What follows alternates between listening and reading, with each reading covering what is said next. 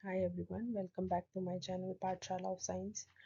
आज के इस क्लास में हम माइक्रोबायोलॉजी की एक ब्रांच के बारे में डिटेल पढ़ेंगे। वैसे तो माइक्रोबायोलॉजी एक ऐसा सब्जेक्ट है जहाँ पर हम छोटे माइक्रोब्स ऑर्गेनिजम्स के बारे में पढ़ते हैं, पर इसकी भी काफ़ी सारी ब्रांचेस हैं जैसे कि इस स्लाइड में मेंशन है। उनको हम वन बाय वन एक जस्ट टर्मिनोलॉजी के हिसाब से रीड करेंगे और साथ में फिर हम एक ब्रांच को हम डिटेल में इस क्लास में स्टडी करेंगे। पहले हमारी है बैक्टीरियोलॉजी। एक ऐसी ब्रांच है ये माइक्रोबायोलॉजी की जहाँ पर हम बैक्टीरिया की स्टडी करते हैं। बेसिकली लॉजी का मीन्स होता है टू स्टडी समथिंग, ठीक है। तो अगर बैक्टीरिया को हम पढ़ रहे हैं किसी सब्जेक्ट में तो उसको बोलेंगे बैक्टीरियोलॉजी। कुछ एग्जाम्पल हैं जैसे कि इकोलाई, स्टेफाइलोकोकल और अदर बैक्टीरियल डिजीज कॉज करते हैं। इसी तरीके से वायरसेस को अगर हम देखें तो ये जब हम वायरसेस को कंसर्न करेंगे तो हमारा वायरोलॉजी हो जाएगा। उसके बाद हमारा अगर हम किसी फंजाई को स्टडी करते हैं तो वो क्या हो जाएगा, माइकोलॉजी, जैसे कि कैंडिडा एस्परजिलस हो गया। उसके अलावा हमारे पैरासिटोलॉजी में हम पैरासाइट्स को रीड करते हैं, जहाँ पे हम प्रोटोजोआ, हेलमिन्थ्स, आर्थ्रोपोड्स इनको रीड करते हैं। उसके अलावा हमारे पास हो गया प्रोटोजोलॉजी। प्रोटोजोलॉजी में हम प्रोटोजोआ को रीड करते हैं, जहाँ पे हम एग्जाम्पल्स हैं एंटामोइबा और हमारा प्लाज्मोडियम। फिर हेलमिन्थोलॉजी। हेलमिन्थोलॉजी के अंदर हम हेलमिन्थ्स या पैरासाइट्स के बारे में रीड करते हैं, जो कि छोटे छोटे वॉर्म्स होते हैं, जैसे कि राउंड वॉर्म्स हो गए, टेप वॉर्म्स हो गए, फ्लूक्स हो गए, इनके बारे में हम रीड करेंगे। फिर हमारी एल्गी आती है। एल्गी एक कैटेगरी है जिसको हम रीड करते हैं फाइकोलॉजी में, एल्कोलॉजी में। उसको हम ये उसके अलावा हम इम्यून सिस्टम के बारे में जब हम स्टडी करते हैं तो इम्यूनोलॉजी उसको कॉल करते हैं। वहाँ पर हम एंटीजन, एंटीबॉडी इन रिएक्शंस के बारे में स्टडी करेंगे, वैक्सीन्स के बारे में, ये हमारा कंसर्न होता है। फिर हम कुछ अगर हम स्पेसिफिकली डिजीज़ के बारे में स्टडी करते हैं, ये कौन सी डिजीज़ कॉज कर रहा है माइक्रोब्स हमें, तो हम उसको मेडिकल माइक्रोबायोलॉजी के अंडर लाई करेंगे, जिसकी हेल्प से हम डायग्नोसिस पता कर सकते हैं, ट्रीटमेंट्स देख सकते हैं इन्फेक्शंस का, ये सब हम रीड कर सकते हैं। फिर हमारा इंडस्ट्रियल माइक्रोबायोलॉजी है। इंडस्ट्रियल माइक्रोबायोलॉजी में हम माइक्रोब्स को रीड करेंगे जो इंडस्ट्रियल पर्पज से इंपॉर्टेंट है, मतलब हमारी ईल्ड बढ़ाते हैं। फिर हमारा फूड माइक्रोबायोलॉजी है, जो कि हमारे माइक्रोब्स फूड में होते हैं। अब वो फर्मेंटेशन कराने में हेल्प करें चाहे, या फिर फूड को स्पॉइल करने में हेल्प करें, उन सबको इसमें हम स्टडी करेंगे। फिर इन्वायरमेंटल माइक्रोबायोलॉजी के अंदर हम जितने भी माइक्रोब्स हमारे इन्वायरमेंट में प्रेजेंट हैं उन सबको स्टडी करते हैं। अब इन्वायरमेंट में भी ज़रूरी नहीं हमेशा प्रॉब्लम ही कॉज करें, हो सकता है ट्रीटमेंट में भी हम यूज़ कर सकते हैं उसको। उसके अलावा माइक्रोब्स जो जेनेटिक पर्पज से इम्पोर्टेंट है, वहाँ पर हम माइक्रोबियल जेनेटिक्स उसको बोलते हैं, जहाँ पे हम म्यूटेशन, जीन ट्रांसफर इनको रीड करते हैं। फिर हमारा आता है माइक्रोबियल फिजियोलॉजी, जहाँ पे हम माइक्रोब्स के फंक्शन को रीड करेंगे, किस तरह से उनका मेटाबॉलिज्म है, ग्रोथ है, इस सब के बारे में। और लास्ट हमारा बायोटेक्नोलॉजी है, जहाँ पे हम माइक्रोब्स को किस तरह से यूज़ कर सकते हैं वेरियस रिसर्च पर्पसेस से, जैसे रिकॉम्बिनेंट डीएनए वैक्सीन्स बनाने में, तो वहाँ पर हम इसको रीड करते हैं। तो आज की क्लास में बेसिकली हम पैरासिटोलॉजी को थोड़ा डीप में स्टडी करेंगे। तो पैरासिटोलॉजी बेसिकली एक ऐसी ब्रांच है जहाँ पर हम पैरासाइट्स को स्टडी करते हैं। पैरासाइट्स को स्टडी करने का पर्पस ये है कि वो कुछ ऐसा कर रहे हैं जिसकी वजह से ह्यूमन को प्रॉब्लम हो रहा है। अगर ह्यूमन को कोई इन्फेक्शन कॉज हो रहा है तो हम डेफिनेटली उसको स्टडी करेंगे कि भाई उस पैरासाइट से हम कैसे बच सकते हैं, उसके क्या क्या कॉजेज़ हैं, उसके कंट्रोल्स क्या हैं, इस सब के बारे में स्टडी करेंगे। तो इसीलिए ये सब्जेक्ट जो है एक इम्पॉर्टेंट कंसर्न है हमारे लिए कि एक्चुअल में पैरासाइट्स कैसे हमें इन्फेक्ट कर रहे हैं, क्या प्रॉब्लम कॉज कर रहे हैं। तो फिर अब इसके अंदर भी क्या कोई ब्रांच है, डेफिनेटली इसमें दो ब्रांचेस आएंगी, प्रोटोजोलॉजी और हेलमिन्थोलॉजी। प्रोटोजोलॉजी में हम प्रोटोजोआ के बारे में पढ़ते हैं, और प्रोटोजोन पैरासाइट्स जो हैं उनके बारे में हम रीड करेंगे। आगे की स्लाइड्स में हम देखेंगे इनके एग्जाम्पल्स के साथ। ऐसे ही हेलमिन्थोलॉजी के अंदर हम पैरासिटिक फॉर्म्स के बारे में स्टडी करते हैं। अब बात ये आ गई कि पैरासाइट पैरासाइट हम बोल रहे हैं, पैरासाइट एक्चुअल में क्या है। पैरासाइट बेसिकली ऐसा लिविंग ऑर्गेनिज्म है जो क्या करता है, हमारे लिविंग होस्ट में के ऊपर डिपेंड करेगा। अब क्या कर लिविंग होस्ट के ऊपर डिपेंड करने का मीनिंग क्या है कि देखो पैरासाइट के पास अपना फूड बनाने के लिए कुछ है नहीं, खुद से प्रिपेयर नहीं कर सकता, तो अब किसी पे डिपेंड हो जाएगा। अब किसी पे डिपेंड है, जब उसको कहीं से न्यूट्रिशन नहीं मिलेगा तो वो अपनी साइकिल्स कैसे कंप्लीट करेगा, अपनी जनरेशन कैसे फर्दर प्रोडक्शन कैसे करेगा, तो वो सब चीज़ों के लिए वो किसी पे डिपेंड हो जाता है।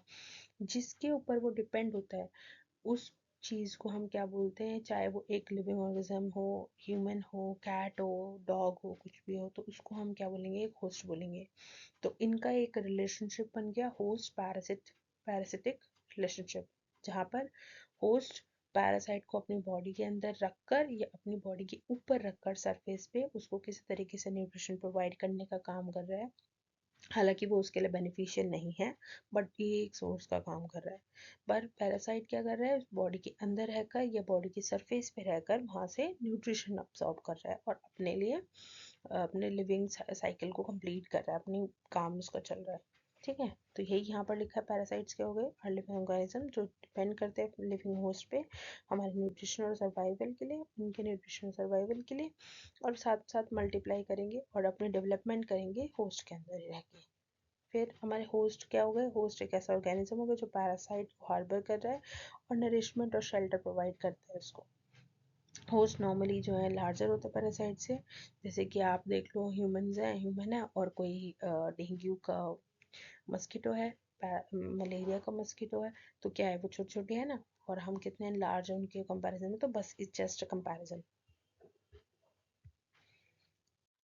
नेक्स्ट हम आ जाते हैं कि इतनी अमेजिंग फील्ड के लिए कौन है वो साइंटिस्ट जिन्होंने अपना कंट्रीब्यूशन दिया है, जिसकी वजह से आज हम इतने सारे ऑर्गेनिजम्स से फाइट कर पा रहे हैं, तो डेफिनेटली उनका कंट्रीब्यूशन ज़रूर हमें देखना है। तो सबसे पहले हमारे एंटन वॉन ल्यूवेनहॉक हैं, जो कि फाउंडर है बेसिकली माइक्रोबायोलॉजी के लिए, उन्होंने बहुत ही काम किया है इसके अंदर। उन्होंने 1681 में सिंगल लेंस माइक्रोस्कोप के ऊपर को इंट्रोड्यूस किया था। अब उसमें उन्होंने जब ये माइक्रोस्कोप में स्टडी कर रहे थे, तो उन्होंने अपने ओन खुद के स्टूल सैंपल को लेकर उसके अंदर एक पैरासाइट को ऑब्जर्व किया जिसका नेम है जियार्डिया। ठीक है, फिर अब उसके बाद हमारी नेक्स्ट लुईस पाश्चर आ जाता है। लुईस पाश्चर की बहुत ही कॉन्ट्रीब्यूशन है। लुईस पाश्चर ने क्या करा, वो नॉर्मली एक एपिडेमिक केस के लिए, एपिडेमिक केस था भाई सिल्क वॉर्म कि सिल्क वर्म को कैसे कोई डिजीज़ हो रहा है, यानी कि सिल्क की ईल्ड ख़राब होने के ऊपर काम कर रहे थे वो। अब उसी के साथ काम करते करते उन्होंने अपना प्रोटोजो साथ साथ एक स्टडी को पब्लिश किया, जिसके अंदर उन्होंने प्रोटोजोअल डिजीज़ को पब्लिश किया था कि क्या है ये डिजीज़, प्रोटोजोआ की वजह से क्या इन्फेक्शन होते हैं। तो बेसिकली उनका पर्पस था कि जो सिल्क की ईल्ड है वो क्यों ख़राब हो रही है, तो उसके लिए उन्होंने सिल्क वॉर्म डिजीज़ देखा। Silk worm disease basically parasites या माइक्रोब से कॉज होने के चांसेस होते हैं, तो वहाँ पर उन्होंने प्रोटोजोआ को ऑब्जर्व किया और अपनी एक स्टडी के दौरान उसको पब्लिश किया। फिर आ गए हमारे पैट्रिक मैनसन ने क्या करा, 1878 में उन्होंने रोल बताया मस्कीटोज का बेसिकली, कि किस तरह से वो ट्रांसमिशन कर रहे हैं फिलारियासिस की। फिलारियासिस एक डिजीज़ है उसके लिए। ठीक है, फिर ऐसे ही अल्फोंसो लेवरिन ने डिस्कवरी करी थी मलेरियल पैरासाइट की अल्जीरिया में। फिर हमारे रोनाल्ड रॉस ने सिकंदराबाद और कलकत्ता, ये दो प्लेसेस हैं, इंडिया की ही प्लेसेस हैं, वहाँ पर इन्होंने अपना काम कर रहे थे, तब इन्होंने स्टडी किया था मलेरिया का ट्रांसमिशन 1897 में। तो इसी तरीके से कुछ साइंटिस्ट जिन्होंने हमारी इस पैरासिटोलॉजी की फील्ड में इनिशियलाइजेशन किया, वर्क किया, तो ये हमारे इम्पोर्टेंट नेम्स हैं साइंटिस्ट के। अब कंसर्न ये आ गया कि जब इन्होंने इतनी सारी स्टडी करी, तो आगे हमने इसको कैसे कंट्रोल कर सकते हैं, ये इतनी सारी प्रॉब्लम्स हमने बताए, इसको कंट्रोल कैसे करेंगे। तो कंट्रोल करने के लिए बेसिक किसी भी चीज़ के लिए हम नॉर्मल मेडिसिन खाते हैं, तो वही सबसे पहला हमारा एंटीबायोटिक्स हो गए, एंटापैरासिटिक ड्रग्स हो गए, कि अगर कैंसर तक कॉजिंग हो गया है तो कीमोथेरेपीज हो गई, या इंसेक्ट्स हैं तो इंसेक्टिसाइड्स हो गए, और नॉर्मली अगर हम घर में रहते हैं तो हम किस तरह से मच्छरों से या इस तरीके से इन चीज़ों से हम किस तरह से बच सकते हैं, तो हमारे लिविंग स्टैंडर्ड्स को इम्प्रूव करके भी हम क्या कर सकते हैं, इनको कंट्रोल कर सकते हैं। अब नेक्स्ट हमारे पैरासाइट्स की दो क्लासिफिकेशन आ गई, एक प्रोटोजोआ और एक हेल्मिन्थ्स। अब प्रोटोजोआ जो है बेसिकली उनका किंगडम अलग है और हेल्मिन्थ्स का किंगडम अलग है। जो प्रोटोजोआ है वो प्रोटिस्टा किंगडम से बिलोंग करते हैं और हेलमिन्थ्स जो है वो एनिमेलिया किंगडम से बिलोंग करते हैं।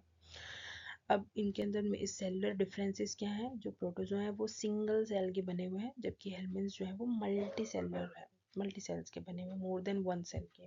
ठीक है। अब नेक्स्ट आ गया टाइप्स ऑफ पैरासाइट्स। अब पैरासाइट जो है प्रोटोजोआ और हेलमिन्थ्स के अंदर भी फर्दर क्लासिफिकेशन है। तो अगर मैं प्रोटोजोआ के अंदर देखूँ तो हमारे पास 4 ग्रुप्स आ रहे हैं, एक अमीबा, फ्लैजिलेट्स, स्पोरोजोआ और सीलिएट्स। अमीबा के अंदर ये स्लाइड बहुत इंपॉर्टेंट है। अमीबा के अंदर मतलब एग्जाम्पल्स बहुत इंपॉर्टेंट है, एग्जामिनेशन में पूछे जाते हैं डायरेक्टली कि कौन सी कैटेगरी से लाई करें, तो you should remember it. First amoeba में अगर मैं बोलूँ तो पहला है हमारा एंटामोइबा निगेरिया, फिर हमारा फ्लैजिलेट्स में आता है जियार्डिया, ट्राइकोमोनास, स्पोरोजोआ में आता है प्लाज्मोडियम, बेबेसिया, टॉक्सोप्लाज्मा। इसी तरीके से सीलिएट्स में आता है बैलेंटीरियम। अगर मैं हेलमिन्थ्स की बात करूँ तो हेलमिन्थ्स में नेमेटोड्स, सिस्टोड्स, ट्रिमेटोड्स। ठीक है। ये टोड्स करके जो तीनों है ना, ये सारे हेलमिन्थ्स में आते हैं। तो बेसिकली नेमेटोड्स में दो दो एग्जाम्पल दिए हुए हैं, एस्कैरिस और एनसाइक्लोस्टोमा।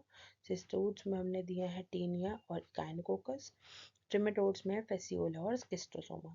ये एग्जाम्पल्स आप रिमेंबर करने की कोशिश करेंगे। नेक्स्ट है हमारे फैकल्टेटिव पैरासाइट्स। फैकल्टेटिव पैरासाइट्स का वर्क ये है कि वो उनको या तो लिविंग या तो वो लाइव हमारे में भी इधर द ऑर्गेनिज्म में इधर लिव एज पैरासिटिक फॉर्म या फ्री लिविंग फॉर्म की तरह रहेंगे। फिर हमारे एक्सीडेंटल पैरासाइट्स। एक्सीडेंटल पैरासाइट्स मतलब कि ऐसे पैरासाइट्स जो उन्होंने सोचा नहीं था कि उनका स्पेसिफिक होस्ट ये नहीं था, भाई किसी और को इन्फेक्ट करने गए, निकले किसी और को इन्फेक्ट करने गए थे और पहुंच कहीं और गए, तो एक्सीडेंट हो गया, यानी बाई चांस की बात है, अनयूजुअल होस्ट को इन्फेक्ट कर दिया। नेक्स्ट है हमारे एब्रेंट पैरासाइट। एब्रेंट पैरासाइट्स के होते हैं जो इन्फेक्ट करते हैं होस्ट को और फर्दर डेवलप नहीं कर पाते हैं घूमते घूमते बस पहुंच गए वहाँ पे कि ठीक है इसकी वजह से यहाँ पे पहुंच गए, इस पर्टिकुलर फूड की वजह से कि यहाँ पहुंच गए, पर इन्फेक्ट नहीं करते हैं, वॉन्डरिंग है बस। ठीक है, घूम रहे हैं फिर हमारा है free living parasite. Free living parasites में क्या हो गया कि वो एक नॉन पैरासिटिक की तरह एग्जिस्ट करेंगे इंडिपेंडेंटली और होस्ट में प्रेजेंट होते हैं। फिर अगेन ये स्लाइड बहुत इंपॉर्टेंट है जहाँ पे हम पैरासाइट्स की क्लासिफिकेशन के एग्जांपल पढ़ेंगे। एक्टोपैरासाइट्स में हमारा आता है लाइस, टिक्स, माइट्स।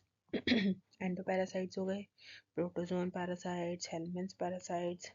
फिर मतलब बेसिकली ह्यूमन में इन्फेक्ट करने वाले मोस्टली एंडोपैरासाइट्स ही होते हैं। फिर हमारा ऑब्लिगेट पैरासाइट्स हो गए जैसे टॉक्सोप्लाज्मा गोंडाई और प्लाज्मोडियम। फिर फैकल्टेटिव पैरासाइट्स नाइजेरिया और फॉलेरी। फिर एक्सीडेंटल काइनोकोकस ग्रैनुलोसस जो ह्यूमंस में होता है। फिर एब्रेंट पैरासाइट्स, फ्री लिविंग पैरासाइट्स। ठीक है। नेक्स्ट आ जाते हैं हमारे रिजर्वोयर होस्ट। ऐसे होस्ट जहाँ पर बहुत लंबे टाइम तक जो पैरासाइट है वो रह रहा है। ठीक है, और एक इन्फेक्शन का कॉज जो है सोर्स प्रोवाइड कर रहा है। ठीक है। फिर हमारा हो गया एक्सीडेंटल, जो मैंने बताया था कि वो नॉर्मली उसमें आना नहीं था पैरासाइट को, वो ऐसे ही आ गया, गलती से आ गया, बाई चांस एक्सीडेंटली आ गया। तो वहाँ पर क्या होगा, क्या हमारी लाइफ साइकिल कंप्लीट हो पाएगी? नहीं हो पाएगी, क्योंकि वो उसका स्पेसिफिक होस्ट है ही नहीं, तो इस वजह से उसको बोलेंगे एक्सीडेंटल होस्ट। ठीक है। जो हमारा होस्ट का क्लासिफिकेशन है, होस्ट के क्लासिफिकेशन में क्या होगा, सबसे पहले हमारा डेफिनेटिव होस्ट। इसके अंदर या तो फिलारियासिस हो गई, मलेरिया हो गया। फिलारियासिस कॉज करने के लिए हम बोलेंगे कि इसमें हो रहा है, ह्यूमन में हो रहा है, ह्यूमन होस्ट है। मलेरिया में कौन हो रहा है, मस्किटो होस्ट है। फिर इंटरमीडिएट होस्ट में दो के एग्जाम्पल दे रखे, मलेरिया अगर ह्यूमन होस्ट है तो इंटरमीडिएट बोल रहे हैं, अगर शीप है तो आइडेंटिटी डिजीज हो जाएगी। फिर पैराटेनिक में हेलमिंथिक इन्फेक्शंस, फिश में, रिजर्वायर में हाइड्रेटेड डिजीज हो गई, डॉग में, एक्सीडेंटल होस्ट में सिस्टिक काइनोकोसिस हो गई हमारे ह्यूमन में। ओके, इस तरीके से हमारे होस्ट कैटेगराइज हैं। Okay, thank you so much for watching. Please